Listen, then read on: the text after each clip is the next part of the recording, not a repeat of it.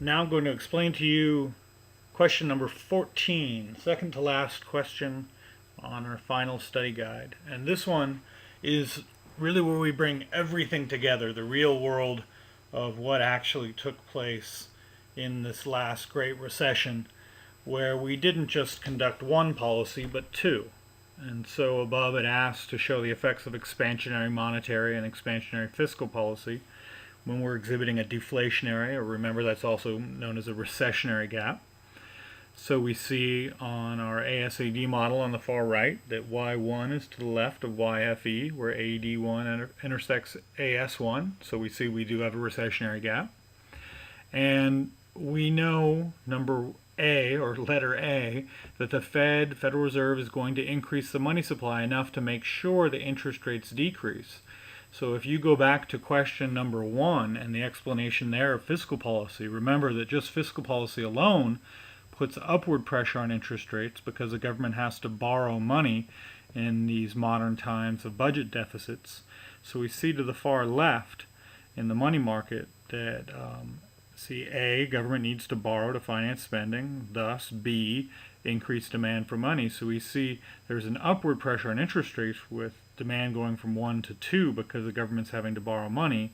But, as you see in the explanation in the money market, C, but Fed, according to capital A above, would increase the money supply enough so that there is D, downward pressure on interest rates. So we see that the supply curve S2 has shifted out enough so that where S2 and D2 intersect one another, we see the interest rate has actually fallen rather than gone up.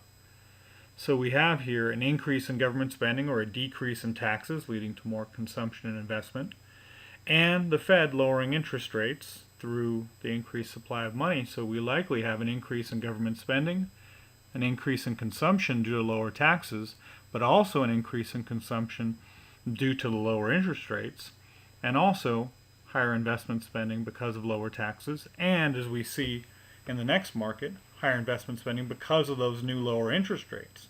So because the Fed is supplying more money, there's more supply of loanable funds, A, down below, and B, this increases the supply of such funds. So we can see in the model above, the supply curve shifts out to the right.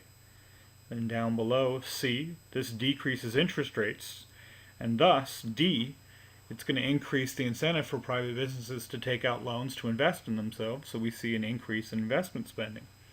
So here we're seeing everything work together. Government spending increase, consumption increase, investment increase, all because the Fed is making sure that they're supplying enough money to the markets that interest rates go down rather than up when the government's borrowing more money to spend more money. Then in our foreign exchange market, as we've discussed many times, we have this lower interest rate, which means that there are going to be fewer investors wanting to invest in interest-bearing accounts in the United States.